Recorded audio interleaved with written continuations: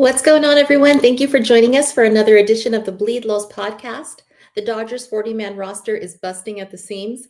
Our front office is tying up loose ends, and we are a hop, skip, and a jump away from spring training. All that and more coming up next.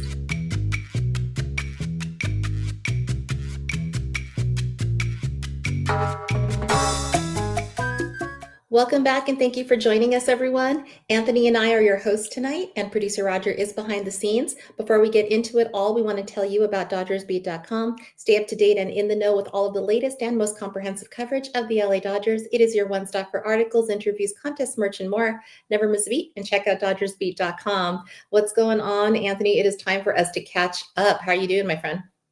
Doing good. It feels like it's been forever because a lot has happened since the last time we talked, but I'm happy to be here, happy to talk Dodger baseball, and happy that the season's kind of right around the corner now. Yeah, I'm excited too. It seems like we were kind of waiting for a whole bunch of things to just start happening, and we are counting like the minutes, and finally it all comes just racing in right after our last episode. So I think we just got to start at the top. On Thursday night, 2 nights before you and I last filmed, the whole MLB world went into a flurry. I need to know what was your instant reaction when you heard the Tucker news come in? Because we haven't had a chance to talk since then. Yeah, well, Thursday in a whole as well was kind of like a crazy news cycle day. I kind of broke the news to you guys that Kershaw had joined Team USA early on in that day. And I kind of thought like, okay, this is kind of going to be our probably big news of the day. I really didn't think Tucker was going to decide. I know the rumors and rumblings were like, oh, he's going to decide soon. But I kind of just felt like he's not going to decide today. If anything, probably Friday or not kind of hold out again for the weekend, kind of push it to Monday morning. But um, I know Cody and Vince were on, and I felt like almost immediately, like maybe 20 minutes after they had finished, the news had broke. And I know that the two of you guys jumped on, saw you guys' stream. It was kind of one of those situations where the one time I decided to finally like go hang out with friends and be active and play some basketball, like the biggest news of the off season dropped. And not only was the biggest news, but it caught me by surprise that he picked us. Because you heard absolutely nothing about like, well, he's leaning towards Dodgers. All you heard was Mets. All you heard was Toronto. And here comes the silent assassin out of nowhere and drops just $60 million on the table per year. And hey, next thing you know, Kyle Tucker's a Dodger. We were going crazy thinking the 50 million was a little bit wild of a number. I mean, 60 million, I couldn't even wrap my head around it. It was one of those shows where I just needed like time to process. And I don't even remember what I said, but those are always like, super fun to just like kind of be surprised in that way. Yeah. And it just shows that Andrew Friedman works in silence. He doesn't leak. And we were hearing so many leaks about, it was going to be, you know, probably the Blue Jays. The Blue Jays really thought they had it in the bag. And I mean, by the way, just the Blue Jays, do they hate us forever? I mean, Yeah, they probably do. I wouldn't like the Dodgers if I wasn't a fan of the Dodgers because it feels like, according to everyone, we do get everyone we sign everyone in free agency, and it's kind of hard not to have that perspective when we do end up signing everyone. But I don't know. I kind of like the villain role. I feel like I said it in the previous episodes. Like, just embrace it. Just embrace the hate. What's the point of trying to fight it? Just embrace it. we're not fighting it anymore. There's no way. I'm just gonna say, you know what, we are who we are. Everyone hates us, everyone's melting down. But yeah, we'll get into all of that today. But I definitely want to get into kind of like what this means for our roster because we're not just full, we're like overflowing. There's way too many guys that we have where it's going to have to be a move. And as of today, there was no Tucker press conference. We want to know what number he's going to be. We want to know kind of like what was going to be the corresponding move. We don't know that. So that tells us that Andrew Friedman's probably making some moves right now. Who's going to get moved? Who's going to be DFA'd? We don't know. What are your initial thoughts on who we might see moved off the team or away from the team to make room for the Tucker to become official? Well, the kind of obvious one is Siani. He's the one that might be the DFA option. But then this is why I felt like it feels like forever because like we're going into the weekend and next thing you know, you get tweets saying that the Dodgers are actively, aggressively pursuing Freddy Peralta. So if you trade for Freddy Peralta, that kind of clears up some space in the 40 man as well too, depending on who you end up sending out to Milwaukee. So I'm kind of like I don't know. I could see the DFA kind of happening, but I can also see a trade happening. There's kind of been reports saying that the Dodgers are only engaged if they feel it's kind of at the right price. So it kind of leads me to believe maybe the Brewers are kind of asking for a little bit too much, and the Dodgers are like, "No, we're not comfortable doing that." So I wouldn't be surprised if either or happens, a trade happens, or if a DFA happens. I feel like the DFA is kind of the more likely candidate right here, right now at this point. DFA seems like it could work, but I also think that we lost those due to the Tucker and the Diaz signing. We lost some draft picks, and it's like there's Yeah. kind of a need to replenish our farm system because Andrew Friedman doesn't just think of now; he's thinking of years from now, and it makes me wonder kind of like what that would look like. But there is a plan in place. We just don't know what it's going to be. The names that have been floated as far as like possibly leaving us, Bobby Miller. We haven't heard from him in a little bit because at one point he was like Clayton Kershaw heir apparent, and that just didn't quite pan out. We also heard of Ryan Ward potentially. Teo seems like he's probably safe because we heard some reports that they weren't going to shop him around. Do you think that it's Miller and Ward that we might see go? I mean, I've even heard Sheehan, and a lot of people are like, "No, that's too big a price to No, pay." I think that's too much. I think that might be the name that kind of holds it up because Sheehan has kind of proved that he can do it both in the regular season and the postseason. So I do think Bobby Miller's time has unfortunately come to an end here. I think the writing was on the wall last year when they tried to convert him into well, it wasn't even a closer. It was just an option out of the bullpen, kind of a bullpen arm. That's kind of like the ultimate, like, yeah, we lost faith in you as a starting pitcher, and like maybe someone else can fix you. But the writing's on the wall for him. He's not going to break into this rotation with all sorts of guys that are a lot better than him. Unfortunately, yeah, he was that. I kind of had him penciled in as the number two guy, kind of behind Kershaw. Like, wow, this guy's kind of emerged as like one of these starting guys that we're going to have to rely on going forward. And he kind of just I don't know if it was just specifically that playoff run where it kind of all went wrong for not only him, but like for the whole team against Arizona. It just felt like we just got our ass whooped convincingly throughout Mhm. that series. And I don't know if it was just a confidence thing. He just never was able to recover. And once he came back, he wasn't that same guy because when he used to go out there, he kind of had this like aggression to him. I kind of say like Emmett Sheehan kind of has that quiet arrogance to him, like where he's like, yeah, I belong out here. I deserve the ball. Like, give me the ball. I deserve to get these outs kind of deal. Robleski kind of has that kind of same swagger and aura to him as well too. But Bobby Miller had that. He lost it, and he just hasn't found it. And then like you can tell in his performances, the second he walks a guy, it's just in his head now mentally. Like, oh, I already walked a guy. Like, how am I going to get the next guy out? And before you know it, like he creates a bigger mess than what needs to be done. So I don't know. I feel like he's the guy that's kind of like the odd man out in this rotation. Do you think, like, based on what you just said, that it is mental? It might just be mental for the Dodgers, but do you think that perhaps that mental pressure that Bobby Miller was under here would then lift on a team that isn't, a perennial World Series contender? It could be. It could also be that maybe he's just putting too much pressure to try to stay at the major league level. If he just like Mhm. relaxes and takes a deep breath and realizes that he's surrounded by a lot of guys that are like really good as well too, and like competition kind of like comes out of it naturally. But I think he's too gone mentally to like even kind of just resurrect his career here with the Dodgers. Maybe it's just time for like a fresh start somewhere else, new coaches, new voices to kind of like tell you like, hey, like why don't you try this in your delivery? Hey, like you focus too much on your fastball. Why don't you incorporate your other secondary stuff like that? So maybe it's just like kind of just like unfortunately, like we say it all the time, like you're not going to be a Dodger player forever, but like if you go on and you find yourself in Milwaukee, maybe potentially you further your career and you like find yourself who you were once. You rebuild that confidence you once had.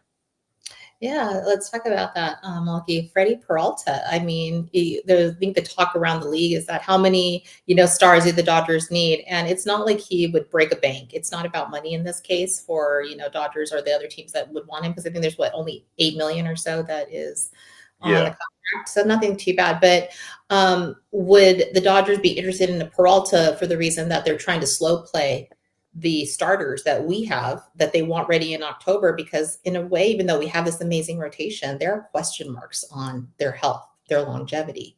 So would Peralta be, kind of like, not that he's not an amazing pitcher in his own right, but kind of like an innings eater so we can have, the depth in October? It could also be them game planning for like years past. Like I know Glass now, I think his contract might be up before a lot of these other guys Mm, is up. So maybe they're just kind of like pre-gaming, like, well, we see the landscape now. Again, we don't know what they have written in their big boards. We don't know. Like they've probably planned out past Shohei and like mm. what the cusp of Shohei's career. So like if they view Peralta as like, okay, once the rotation comes down to like the last couple years of Blake's now, we'll have Freddie Peralta, we have Yoshi, we have Roki. a bunch of our young guys, and we still have Shohei. Now, granted, we don't know like if at age 36, Shohei is he still going to be doing both, or is he going to be focused on just hitting or just solely pitching, depending on like what results are better, stuff like that. So I kind of feel like this is kind of just a long game now. They're kind of just planning ahead. Like we don't really see a pitcher.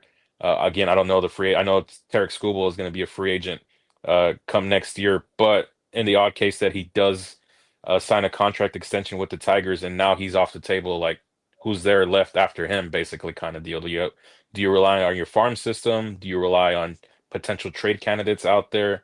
Stuff like that. So maybe it's just kind of a long deal, a long play, which is like we don't know what the final chess piece is, basically.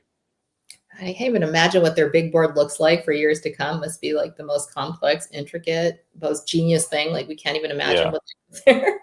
But yeah, so he brought up school. I was just thinking about it for a second. I mean, with the arbitration numbers, they're so gapped. I mean, kind of where he's at. I just don't see him signing with them. For some reason, I just feel like it's going to be a situation where he will be on another team come a year from now. Maybe less than a year. It Yeah. might be at the trade deadline. Someone's going to want to pay him up. A contender is going to want to just, if they feel like they have a shot at winning it all, might as well just go all in and try to trade for him. Well, that'll be a really fun trade deadline for us to talk about because last year's a little lackluster. I mean, we did get Rortvedt, kind of miss him, but We won uh, it, yeah. We won it with Ben Rudvit. speaking of catchers, I kind of want to talk about that. Did you hear that the Red Sox had some interest in rushing? So, Yeah, that one was kind of interesting as well too to see. Now I don't know if that was like at the beginning of the off season or if it's like talks have kind of progressed now and there's like maybe a potential deal again that we don't know about and they're working behind the scenes. But at this point, late into the off season, I probably wouldn't trade him because who do you have after Will Smith that you trust? So I kind of feel like we're kind of just roll into the season with Dalton rushing. Yeah, he needs the game time to kind of like solidify himself, but I feel like if we just move forward with just Will Smith and he gets hurt, like what yeah. happens? Who's going to be catching games for us? So I kind of feel like Dalton Rushing is going to get a lot of playing time. He's going to get those Sunday day games for sure. And maybe a game in between in the week, like a Wednesday or Thursday. I can see that happening. But Mhm. I just don't see a viable replacement for him unless we're going to get a catcher from return from Boston. But for right now, I kind of feel like we got to keep him on our team. She just kept Rortvedt. I really Yeah, love I do miss him. I miss him I a want to lot. know if he got the tattoo or not. I would not like photo evidence, but like I'll take his word for face value, basically. Wouldn't mind photo evidence, but that's a whole other podcast. Let's talk Bellinger, my other favorite boy. Jim Bowden this morning was acting like a decision was imminent, and it seems like this one has been a bigger mystery. I really did think a domino was going to fall right after we heard about Bichette. So, talk to me about our boy Bellinger. As of tonight, Heyman was saying that the two New York teams are kind of looking at him closer. It's kind of a back and forth, and he's got offers of some sort, or there's interest there, and two other teams. I thought he was going to sign with the Blue Jays. I don't know anything. I mean, he might be a Dodger tomorrow. Who knows what? Where's Yeah. What's up with Bellinger? What's your thought? See, I still think this is just like a convoluted poker game. Like, I don't believe there's two other teams because we wouldn't know who the two other teams are. It's not Okay. the Dodgers. I don't think the Dodgers are in it anymore. They got their big fish, two big fishes in Diaz and Tucker, so I think they're out.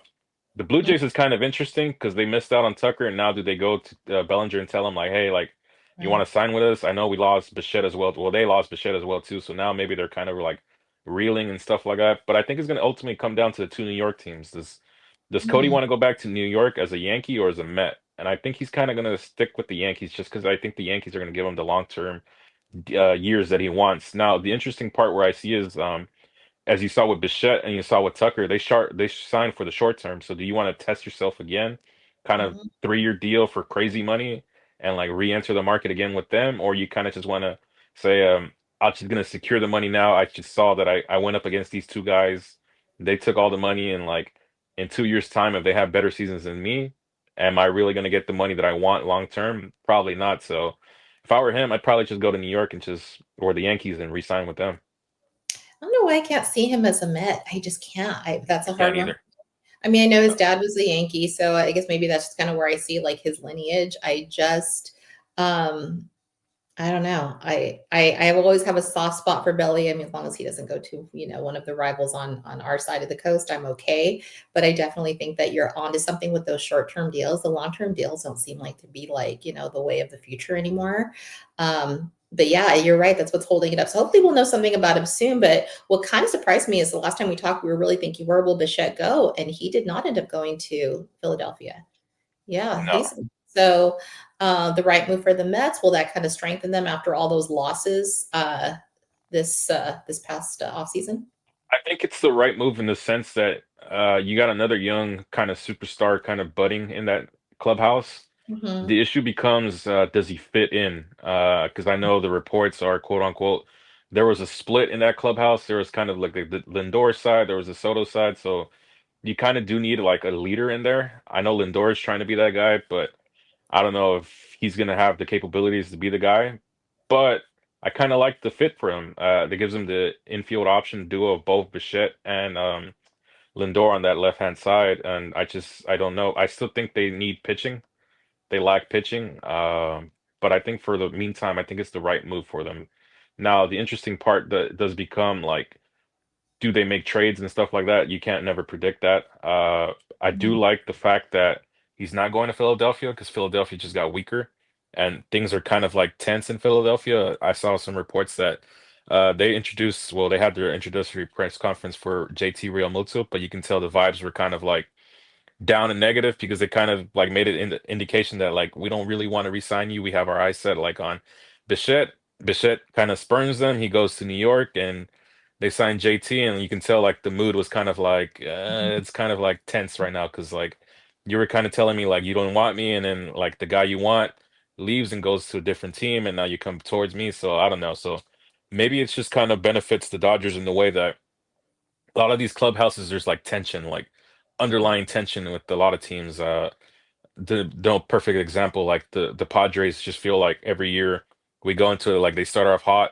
and like in the middle of the summer, like there's like Hmm. underlying beef, like there's two sides to each story kind of deal. So I feel like a lot of teams think like, yeah, the Dodgers, they spend all this money, they have all these great players, but like if they had all the egos they deservedly deserve because there's a bunch of Hall of Famers and All-Stars in that team, it wouldn't work because they wouldn't be able to play together as a team. And we all see in October when it comes down to it, the better team always wins because they have good chemistry and they're willing to fight to the very end for each other.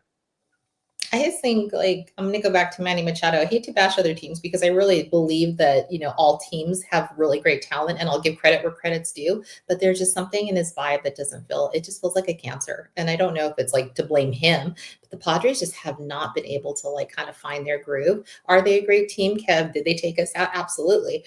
But there's just something about like what you were saying about the vibes, the culture, and you would think that a team like the Dodgers, with like the biggest names that have ever been convened together into one team, would have the most issues, but they're just so free of ego. And it's almost like weird to say like, oh, we're the villains, because these are some of the nicest guys that you could ever meet. But yeah, the Dodgers may benefit from that. The Phillies, yeah, I agree with you on JT Realmuto. I think he's an amazing catcher. I've always liked watching him. But after that whole series with that they played against the Dodgers, I think there was a lot of tension that came to light that we heard just before and just after. So we'll see how that plays out. I still think they're all going to be, somewhat in the mix for playoffs when that comes around, but definitely we're in good shape. And what I like is that Andrew Friedman, like you said, we talked about earlier, is still thinking of the future. Did you catch today in this week? We had two international players that they were signed from the 2026 class, and I believe they're both from the Dominican Republic. Seem really interesting. One of them is outfielder Rubel Arias and shortstop Ezequiel Melbourne. And so this kind of does help in a way replenish some of the talent that we may have had to lose in draft picks. But do you trust kind of like the same thing that I'm saying? Andrew Friedman just has an eye for the future talent, and we won't, even though our window may close in one way when we lose Mookie, Freddy, shut down the line. This is the next phase coming up of amazing Dodger players. Yeah, and when it comes to international signings, like these guys still have to progress through the minor leagues, and we see often how hard it is. A lot of guys that have played this game have retired. They say like a lot of guys end up filtering out in the minor leagues just because it gets too hard on them. It's just a long grind, and you really have to be dedicated to the craft. And really want to pursue to be a major leaguer to even make it to this level. But yeah, Andrew Friedman and the front office always have a good like scout for when it comes to like finding talent, stuff like that. So I have no doubt in my mind, like even past the whole Shohei, I call it an era because it is for 10 years, even though there's only 8 years left of it. I feel once that even we pass that, like we'll be fine. Like there might be some down years, but I think it'll be down years in the sense like we'll win, we'll make the playoffs, but like I don't think the team will be competitive enough to win a World Series past Shohei. And then that's when you kind of start introducing. That's why I've been kind of on it. Like we got to start introducing young talent. Well, I Right. don't think now because we signed Kyle Tucker, so I think those guys that are in the outfield are going to be stop gated for now. But after that, like slowly but surely, Max Muncy's not going to play forever. Freddie Freeman's not going to play forever. Mookie Betts is not going to play forever. So you got to kind of start implementing. They're doing an awesome job on it when it comes to the pitching side, as you can see with like Gavin Stone, a River Ryan, an Emmett Sheehan, a Justin Robleski, young talent, kind of just introducing them. You got to just do that with the position players now. But the issue is these position players that we have are kind of blocked off by superstar talent throughout the whole roster. So you just Mhm. got to do it slowly but surely.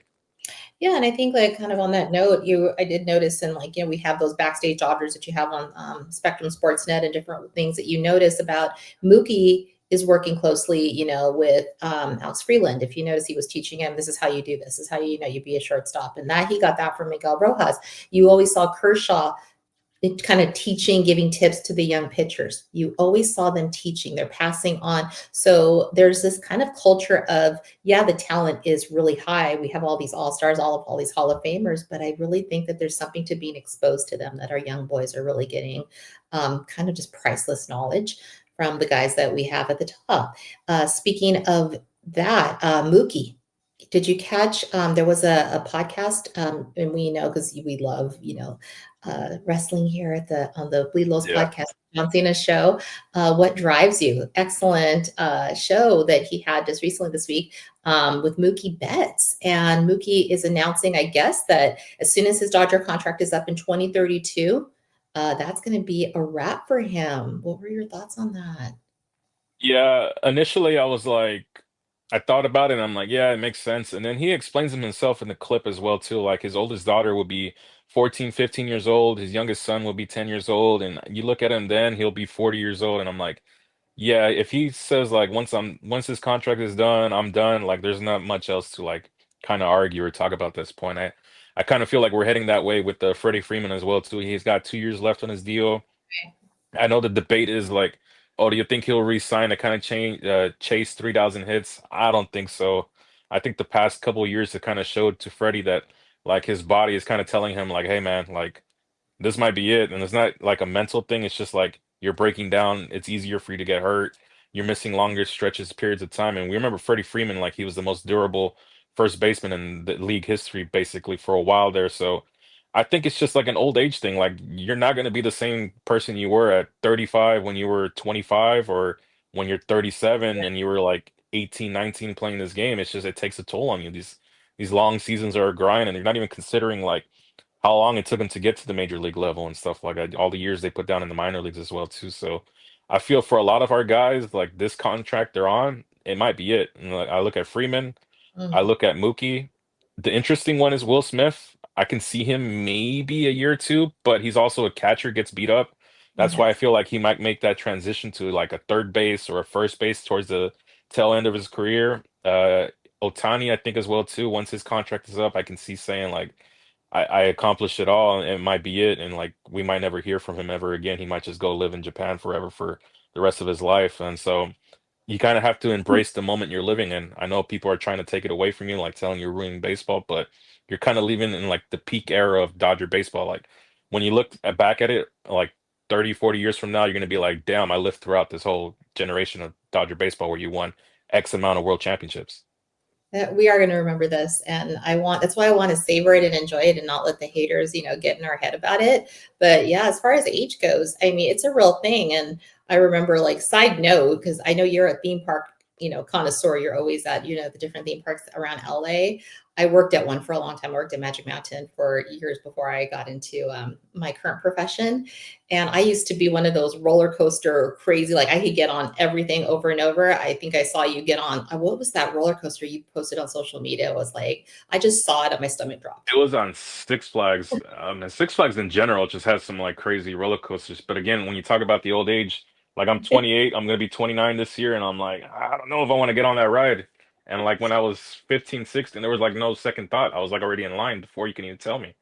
But yeah, it's just like I don't know. At a certain point, you just have to listen to your body, and I think these guys are starting to listen to their bodies. I think Freeman specifically, when I know he pulled out of the WBC for personal reasons, but the previous couple years, when you told Freddie Freeman to kind of, hey, like you're gonna take a day off, he'd fight you basically until like start time to like be on that starting lineup, and now he's kind of like, yeah, all right, I'll take a day, a breather, basically. Yeah, no, I feel you. You have to listen to your body, but yeah, I kind of lasted till about 32 on roller coasters, and after that point, I knew that it's over. I'm just gonna like watch people enjoy it, and I Yeah. will be sitting on the bench right over there, and I'll wait for you to get off. So that's more me now. But yeah, in fact, it kind of just tying it back to LA. When I did work at Magic Mountain, that's where I met Kobe Bryant for the first time. He was a theme park, connoisseur himself, just like you. And I remember thinking, like, first met, I had no idea what he would become. I was working in food service. He came in our restaurant all the times when he had just met Vanessa, and look what he became for LA. But at the end of his career, kind of tying it back to Mookie Betts, at the end of his career, he was still relatively young when he retired, and he had a whole set of dreams and things that he wanted to do right after his retirement. He had won the Oscar not too long after his retirement from the Lakers. Can you see Mookie doing something like that? I mean, he's young, and he'll still have. Oh, If he has so many talents, he could be like another. yeah. You know, You know what's funny? I can see him like retiring from like baseball and then like pursuing pro bowling because he like loves to bowl. I could see, it's right. so it's not even a retirement because he's going to a sport that he does on his spare time, but I can see him like pursuing that specifically. He's basically a man of many talents. He plays the guitar on away games, road games and stuff like that. So I can see him in the podcast space. He has his own podcast, so I can see Right. him basically anything he sets his mind to, apart from maybe acting. I don't think a lot of athletes are good at acting. Like I know when you think of acting, I think of like an athlete that's actually well, John Cena, if you consider wrestling Yeah. an athlete profession, I do. He's actually a pretty solid like actor, and he fits into that like that funny like haha like comedy genre. That's like he found something that works for him specifically. And I'm gonna throw some shade at The Rock. I think The Rock just plays The Rock in any movie that he's in, basically. I don't think he can act as well as compared to like Cena. So I don't know. Like Freddie Freeman, any hobbies? I can see him like just like a, being a coach to like his kids, like kind of just like because I think his kids are gonna like want to pursue baseball as well too. I think I wouldn't be surprised if like 10 years from now we're like, oh, Charlie Freeman got drafted, and like, wait, what? He got drafted? He So like will. stuff like that, I can see him like kind of like remaining in a shot. I don't think he's a big social media presence as well either. I don't think he's gonna be big into like podcasting unless like he gets like asked to like kind of like interview and stuff like that. So I don't know. Hmm. Shohei as well too. I can see like doing everything and anything. He's already doing everything and anything now. So he's kind of like Shaq when it comes to marketing. I feel like he's just going to be marketing whatever. He just had the beat advertisements like Oh last yeah, week as well too. So I that's think right. just like for the rest of our lives, we're just going to see Shohei billboards all around through LA. Forever. That's not going to stop even after retirement. I mean, Shohei is big money, which is why everyone's pitching. But yeah, I think you're onto something with that bowling career because he bowls actually out in Simi Valley. My cousin Skylar saw him recently. With my uncle there, they have a bowling league, and my uncle and my cousin actually bowl too with them. So they have to kind of sign and be kind of aware when they go in there that it's not about autographs, not about pictures, because when Mookie's there, they kind of have a very controlled environment. He's there to, do his thing. But Mookie's mom goes, and it's kind of cool to see because he has a whole other world outside of baseball. And he's a true man of many talents. So it'd be kind of fun to see where he goes with his life right after. He'll still be around LA. And, he even plays pickleball. He just plays with random people. So he You go to see, yeah. pickleball during the day. Um, Can you imagine, Anthony, if we were just randomly at a Well, he pickleball? plays golf as well too. He plays all sorts of sports. So like when he says he retires from baseball, yeah, he's gonna be done playing baseball, but that doesn't mean he's gonna retire from bowling or from like pickleball or golf. So I think he's yeah, just a man of multiple talents. So many. And so when he's doing all that stuff, and right before he gets into the Hall of Fame, we're going to be seeing a lot from Mookie Betts. But yeah, we need to talk about that because there was an announcement earlier today, and I'm sure you have thoughts. You have thoughts on who Yeah. got. Yes. So it turns out we have Carlos Beltran, we have Andruw Jones, we have just some interesting names. And as we were kind of, colorful in our text chat today, kind of talking about what we thought about it. Give me your breakdown of the announcement. So yeah, I'll talk about Andruw Jones first. I've mentioned on the pod my introduction to baseball was through watching Atlanta Braves games with my grandpa. So I watched the prime years of Andruw Jones, and unfortunately, the one year he was here in LA where he was really really bad. But I feel like he's no other better outfielder out there. I always used to call him and Chipper brothers just because they had the last name Jones, even though you can clearly tell they weren't related. But that was kind of the thing we had growing up in Little League, like the Jones brothers in the Atlanta Braves. But yeah, Andruw Jones deserves his flowers. His son is actually, I think, in the minor leagues. I forget what team is playing with. That's how you know you're getting older when like guys that you saw their whole career, their kids are like progressing in the minor leagues and stuff like that. That's how you know, like, yeah, this is like we're getting up there a little bit. But yeah, unfortunately, his one bad year was with us. I always remember. At least the year that I'm talking about, this is when I was 11, 10, 11 years old. He would always unfortunately strike out and he would kind of just like laugh and like laugh his way back to the dugout. Now, with the perspective and hindsight, I think he kind of just felt like, damn, like they signed me for at the time big money. I think it was like for 2 years. I forget the number, but it was pretty big money for those times compared to what guys are making now.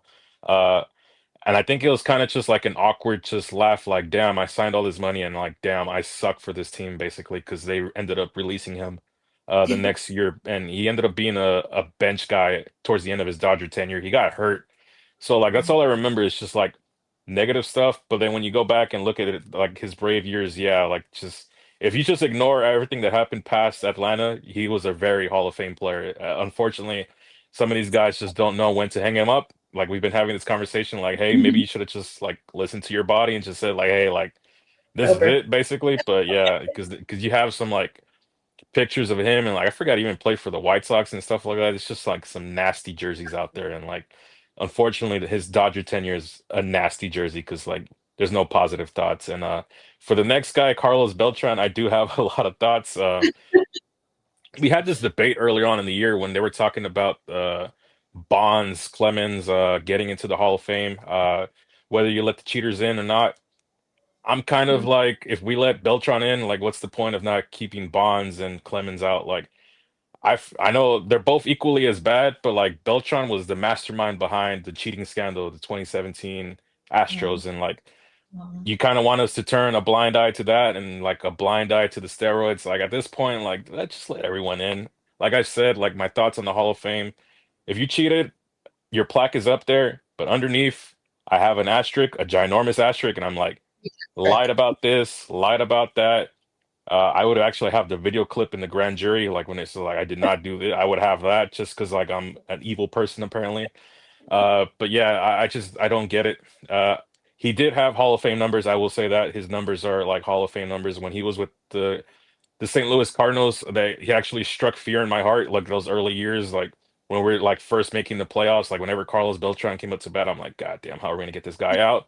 Uh, so I hate that his legacy is forever basically tarnished just because Yeah. what happened in 2017. But if that never ever comes to light, he would live with a guilty conscience, basically. So I'm glad it ended up coming to light. I know it's several years later, it's almost 10 years later, but I don't know. I just don't get the idea of like the steroid guys cheated and like we're gonna let this guy because we're just gonna like pretend that never happened. I know the other one is like the Black Sox scandal, but that happened like I don't think anyone that's alive even like to this day about that Black Sox scandal. But I don't know. I really don't know like the whole point of letting him in and like the cheaters that injected themselves out.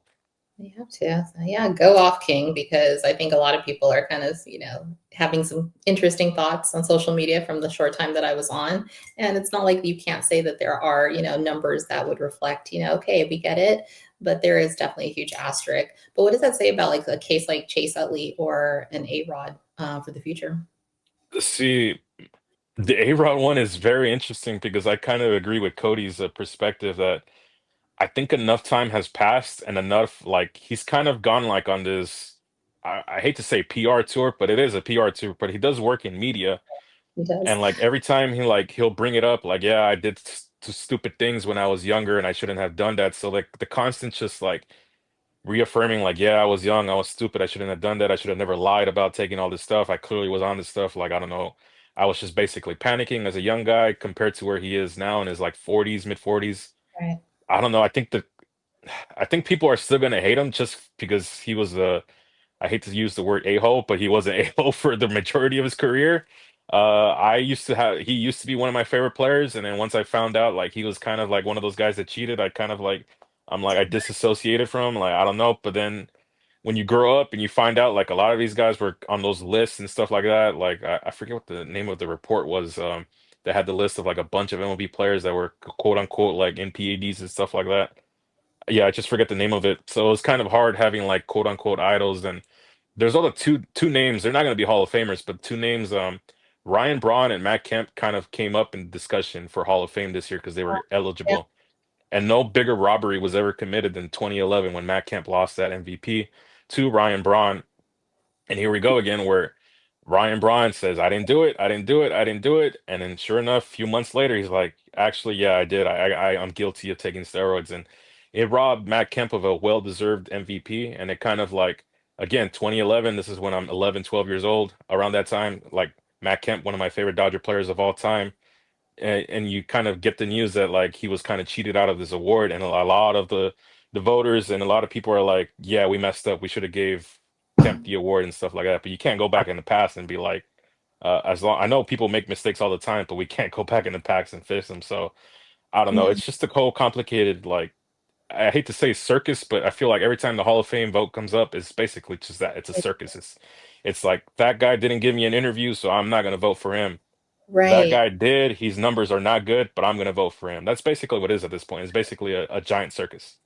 I think it's circus and popularity contest with some people, as you're saying. So I don't know if there's always the integrity that we'd like it to be with the Hall of Fame. But yeah, we'll see how the future plays out with those other names. But I find it interesting because I think it caused a lot of people to raise some eyebrows when the announcement came out today.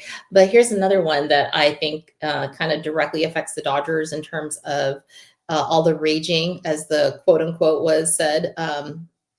Per Evan Drellich, the owners are raging ever since the Tucker signing um, at the Dodgers for kind of using us as the focus on them. They're the ones, I guess, quote unquote, they're ruining baseball because of their anger over the amount of spending that the Dodgers are doing. And I mean, this has just been, dragged into the ground, the salary cap, the lockout that's looming potentially, like what's that mean for, the players and the owners and so forth. And I feel like everyone's just been spiraling. They've been basket cases as if 126-man roster could possibly hold all the talent in the league. Even if we got every single player that is, amazing for our our 26 man, it doesn't mean that there are not players everywhere that are going to be competitive. And we still have to play the game, as Cody said last week. The Dodgers are beatable, even with all this incredible talent. My take, they just are mad because the Dodgers exposed how cheap they are. And Yeah, so I really think that's what it is. And they're everyone's up in arms. Give me your thoughts because I'm just so tired of hearing this day in and day out. I am too, to be honest. And the funny thing is, we were, what was it, a strike away from being down to our last out in the World Series and losing that World Series last year. They're only mad that we're spending this money and winning. What if we Yeah. had made the World Series back-to-back years and lost? Would we be talking about like how a complete utter failure it's been? We made we spent all this money on Otani, on Yamamoto. We made the World Series back-to-back years and we lost. We got nothing to show for it, basically. we're sitting kind of there like, what do we do? Do we spend more money and like kind of fix the problem? We'd be the Mets basically. That's who the Mets are. The Mets are That's kind of the opposite of us. They spend money as well too. They just don't win. Again, I go back to being a well-run organization. Like you can spend all the money in the world, but if you're not a well-run organization, it's not gonna mean anything. You're gonna better. flame out like usual. And like for us, I look back at those McCourt years. I look back at how empty the stadium were. I look how at how lifeless the team was. Like, yeah, I know we had those young guys. We got blessed with like a Matt Kemp and Andre Ethier, a Russell Martin, Clayton Kershaw, but the rest of the team was just like kind of like I hate to say filler and like just slaughter, but it was disgusting. It wasn't I didn't have fun watching those games. Yeah, I had fun watching individual players, but I didn't have fun watching the team play as a whole. Because yeah, I knew Matt Kemp would hit maybe a home run or two, but like we would be losing that game more than likely because the rest of the team is just not good. So it just takes a whole reamp. So once you get past McCourt and you bring in a new ownership group, and they kind of had set in mind, like, okay, we want to invest in this team because we know LA loves the Dodgers. I said it before, no matter how bad the team was, people would still be wearing their hats. People would still be wearing their jerseys. People would still have, back when the cars used to have the little flags, they had them for the Lakers and they had them for the Dodgers. People would be rolling around in their 2004 Tahoes and their little Dodger flag or Laker flag, whatever it was, basically. The love for the team was always there. It's just the ownership group that kind of ripped them apart. You separated the ownership or the team from the heart of the city and it went like that. That's why you weren't winning for that long period of time. So once you brought in this ownership team, and not only just the ownership team, you brought someone that the fan base trusted. You had Magic Johnson out there. What Mm-hmm. is Magic Johnson known for? He's known for winning. So once you have the face of the organization and Magic, now you start getting people's trust. Like, okay, maybe things are going to be different. Maybe things are going to be different. And you keep investing in the team, investing in the team, investing in the team, and you finally break through. And it took to 2020, unfortunately. Yeah, you finally break through. You got one, and you see the reaction. You see like the people were crying, people were hugging. I know it was COVID, we couldn't have a big party, but like, damn, it finally felt like, yeah, we're back. We finally got one. So now you see the ownership group sees the reaction, and if I was an owner, quote unquote, and I saw like, damn, like people are spending a lot of money, like, damn, people are invested in the Dodgers. What do you think I'm gonna do as an owner? Okay, Mm-hmm. I'm just gonna leave it like that. I'm not gonna reinvest on this team. No, if I see people are spending big time money, I'm gonna be like, well, I'm gonna go get better players so I can keep winning, keep Yeah. winning, keep winning. I'm gonna trust people that like Andrew Friedman. He knows more about baseball than I do, so I'm gonna pick him as my GM. Farhan Zaidi, when he was with us, I know he's back. Brandon Gomes, they know more about scouting. I'm gonna trust them with that. I am not gonna get involved. The only time I'm gonna get involved is when they tell me like, "Hey, we have a deal. Here are the numbers. Here's how long we need to sign them." Sure, shake hands. Hey, Shohei, welcome to the Dodgers. Hey, Mookie, welcome to the Dodgers. Hey, Freddie, welcome to the Dodgers. So I don't see what the big deal is. I know like there's teams that are like I keep bringing up the Pirates just because like I am a Steelers fan and I said I like Paul Skeens, but like the Steelers are kind of stuck in that like window where like they're gonna have to rebuild, but I see the fan base is passionate. They fill out that stadium, they fill out that stadium, and I'm like, well, they have a baseball team. If they kind of had owners kind of better than the Steeler ownership, that fan base would be showing up. They'd be showing Mm-hmm. up. They'd be showing up. I have been given Paul Skeens, the perfect like pitcher to kind of lead my team for the next quote unquote 6, 7, 8 years. So my goal as an owner is to build the best team possible around him. I'm not saying it's going to be able something to compete, but at least get me to the playoffs and like let's see what happens. We said it before, like you get into the playoffs, anything could happen. The Dodgers are only here spending all this money because they got embarrassed by the Arizona Diamondbacks 2 years ago. I keep saying it, we got our ass whooped in Arizona. That kind of Mm-hmm. was like the opening, like wake up call, like, whoa, we Yes. can't let that happen ever again. We No. cannot let Lance Lynn go out there and throw batting practice in a decisive game. So that kind Yeah. of like woke him up and like, okay, we got to really go hard and start investing in players and like we can't let that happen. Yeah, like we can make the playoffs next year and say we lose in the NLCS.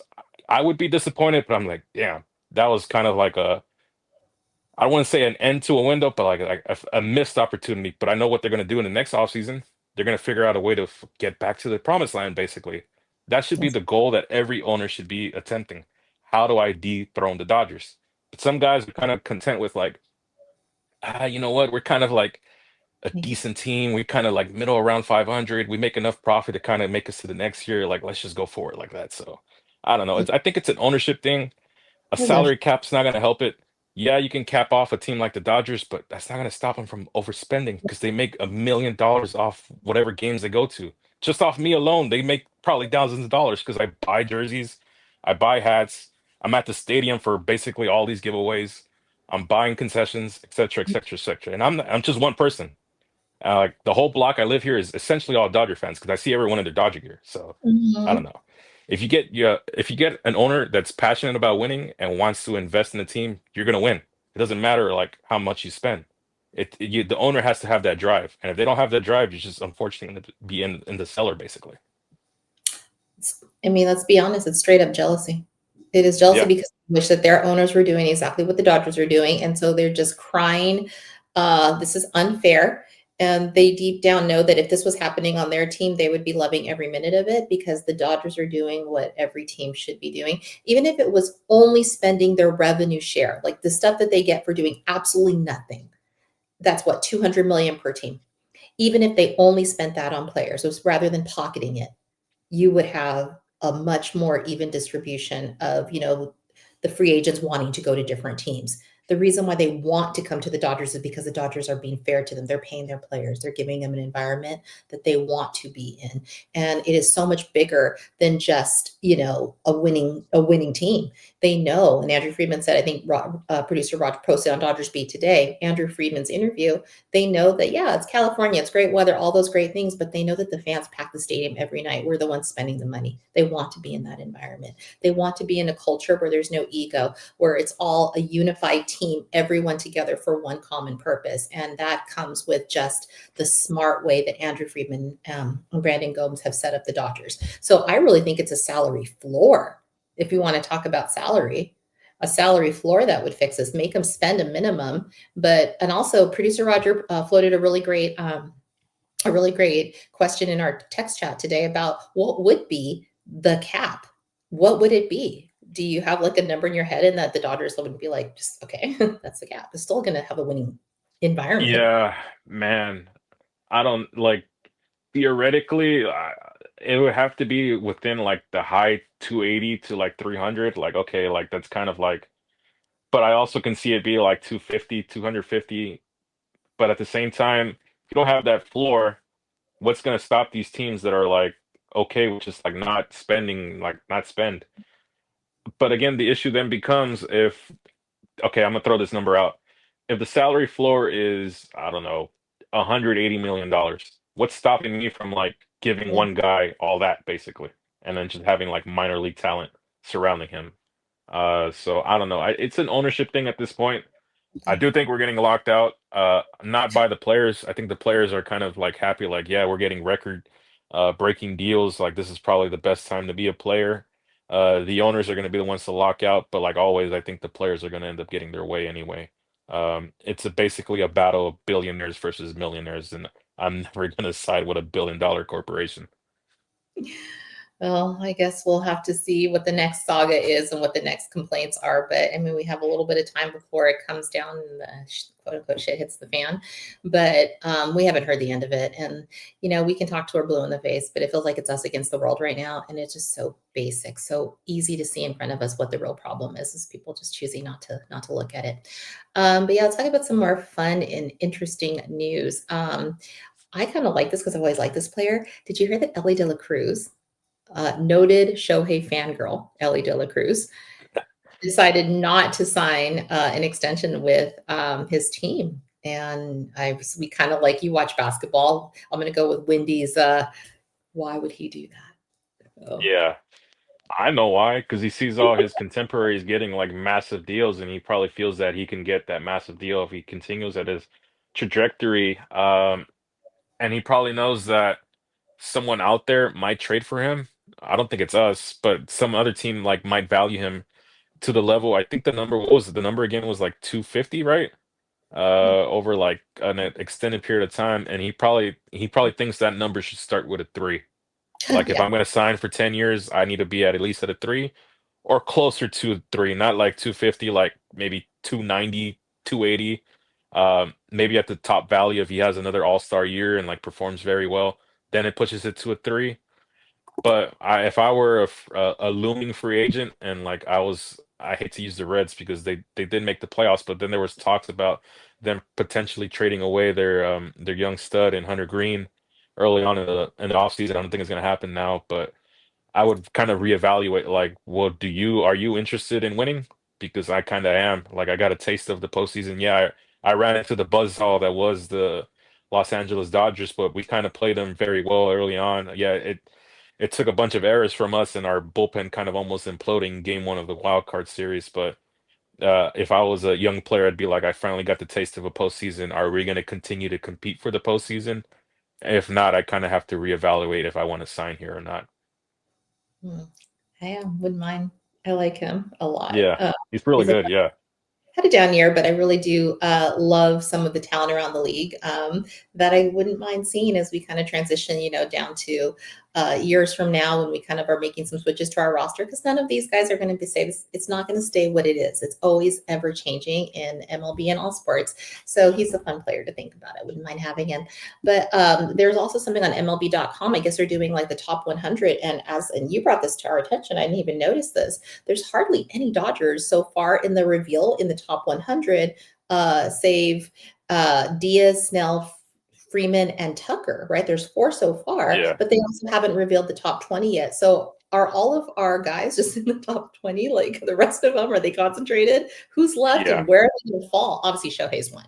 So, I uh, think the guy that's gonna fall a little bit just because he had a down year was Mookie. I can see him probably being in like that 20 to 10 range. I okay. forget what number he was last year. I keep forgetting that we signed Edwin Diaz. When I originally wrote down our rundown, I only put Tucker, Snell, and who was Freeman. I forgot. I completely forgot about Edwin Diaz. It's kind of like, So yeah. yeah. Yeah, how crazy like the offseason's been. He's kind of been like a side story now at this point. Like Right. I forget sometimes we did side in with Diaz. Yeah. I do think Mookie's gonna fall, and I think the riser is gonna be Will Smith. I think again another underrated season for Will Smith. I would hope he's kind of like top 10, if not top 10, top 15. I think he's Mm, like the first best catcher that we have in MLB. I know people would say Cal Raleigh, and he had an awesome year. But personally, I would prefer Will Smith. But yeah, and then Shohei and Yoshi, I would be surprised if Yoshi's not in that top 10.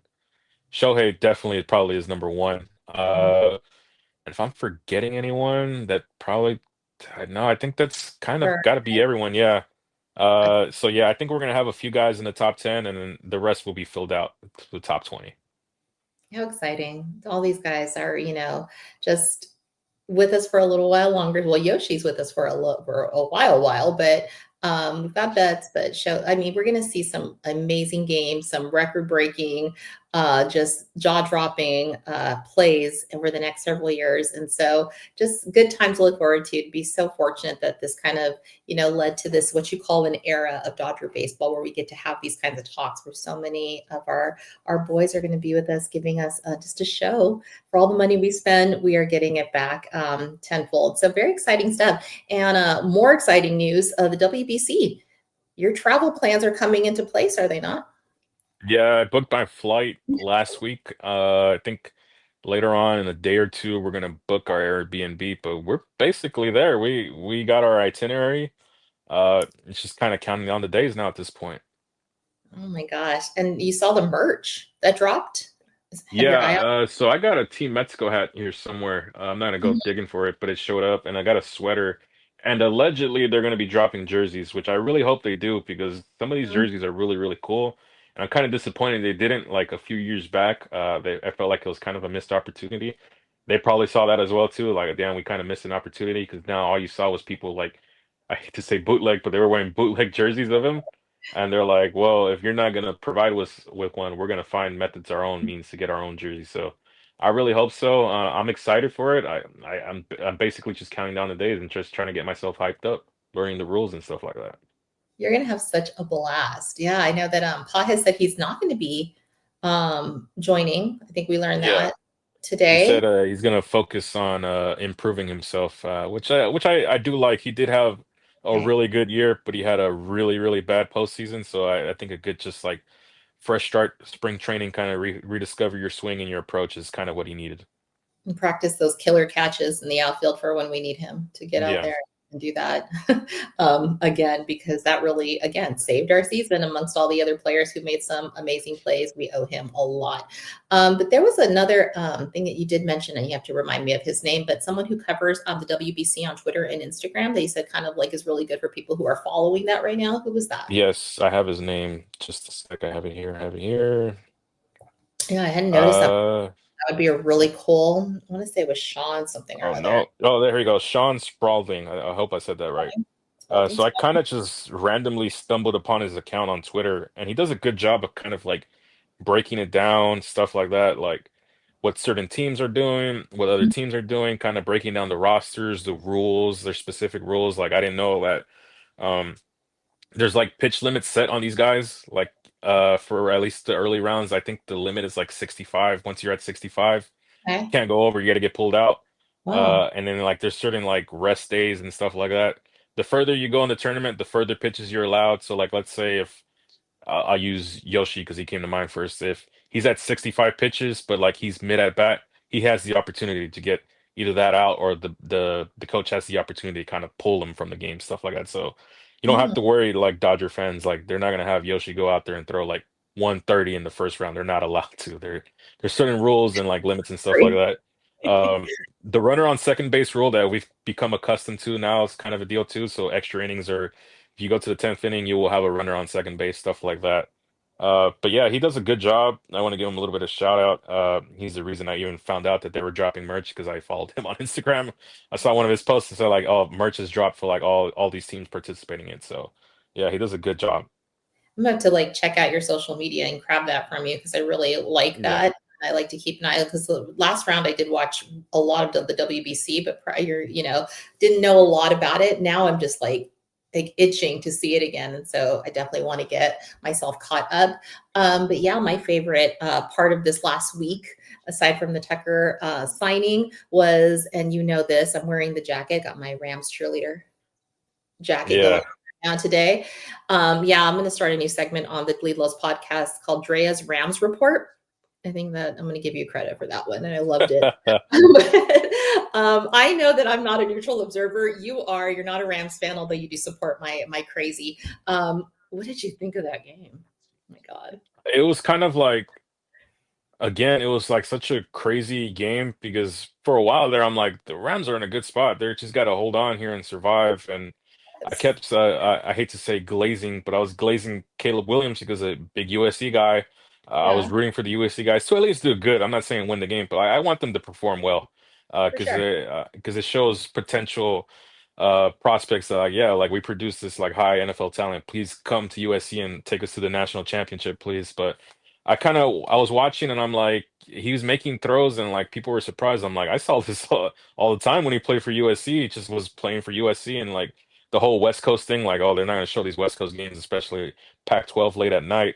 Um, but yeah, I kind of like was surprised that the Rams kind of pulled it off at the end because it felt like it was kind of trending towards like, oh, Drea's going to have her heart broken because the Yeah, Bears were driving there late, and I'm like, they're just going to get in field goal range, and it's over basically. There's not much you can do, and like over. it just felt like the old guy in Matt Stafford is just like one last ride, baby. He probably wants to duplicate Kershaw and just go out on top. If I can get to the Super Bowl, win it, and like retire, I'm set basically. That's what I've been trying to visualize. For those people who don't know, Kershaw and Stafford are like childhood best friends. And you imagine the same year that Kershaw goes out on top, winning a championship in this about roughly around the same amount of years they've been in their respective leagues. Yeah, That happens to Stafford as well, and they go out on top together. And Stafford's in line for the MVP. Could be Drake May, we'll see. But yeah, I'm going to need to be sedated this weekend. with the Seahawks. I don't know. I barely made it through that game. I was bracing like it was the World Series, and I was just like, okay, we are just, one out away. But no, the Dodgers and the Rams decided to take things to overtime, extra innings, crazy plays, switching leads. I don't know if I can handle the stress. I've aged 10 years in 1 year. I'm sure of it. But yeah, Sam Darnold, I got to hand it to him. He's had an amazing year. I mean, we got some USC representing, and you and I are both SC fans. So this is not boring to watch for people who really love good football. Did you catch last night's championship game? I did, yeah. It's hard to when everyone in this household is a Raider fan, and I think they saw a glimpse of their savior last night in Fernando Mendoza. That God. song that I'm going to use to promote this by ABBA, Fernando, it's just been playing on constant loop here in this household. I hate to say it because I say I'm not a Raider fan at all, but I'm affiliated because I just my whole family is Raider fans, apart from like a few Rams fans and a few Steeler fans, but. I think they might have found their savior last night. I saw it and I'm with my own two eyes. I'm like, this kid has like that moxie and grit you kind of need. He got hit so many times, but I tweeted it out. He got hit, he got crushed, but got right back up and lined right up. Didn't complain once. I'm like, damn, the Raiders finally got their savior again.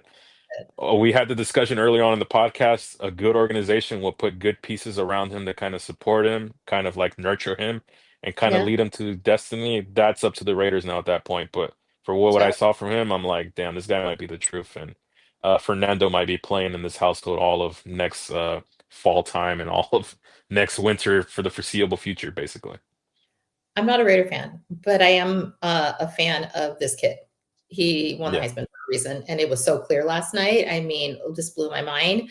But yeah, I think is Brady still associated with the Raiders, though, right? He's the Yeah, he is. He was there actually. It's weird. The whole Raider contingent was there to watch it firsthand. So like I kept joking with my brother and dad, big Raider guys. I'm like, the Raiders can still do the funniest thing of all time and just not take them and take someone else instead. But I don't think so. I think they kind of got a glimpse of what could potentially be going down to Allegiant Stadium in the fall time.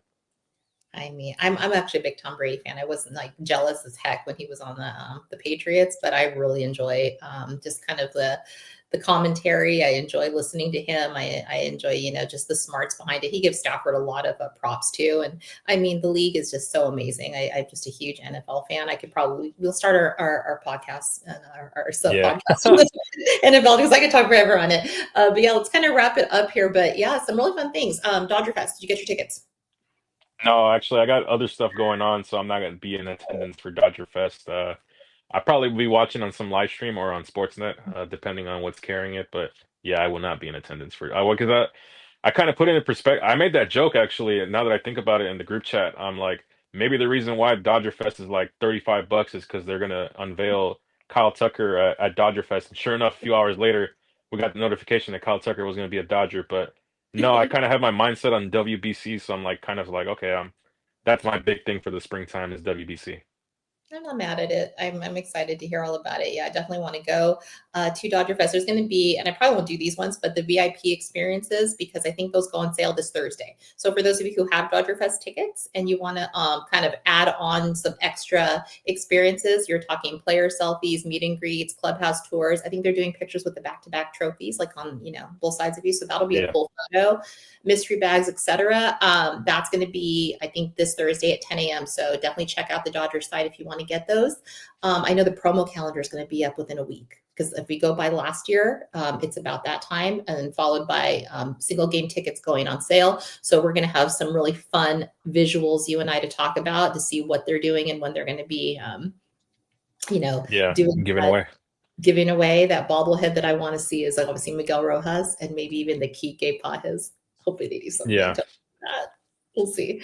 But yeah, there's some other cool things happening for those of you who are into supporting our Dodgers and their foundations.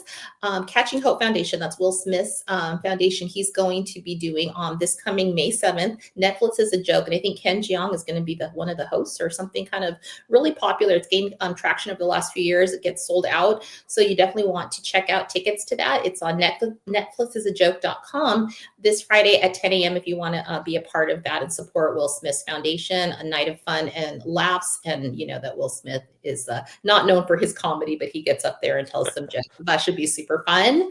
But yeah, that kind of is the fun stuff coming up. So as we round out the show, Anthony, what are your final thoughts?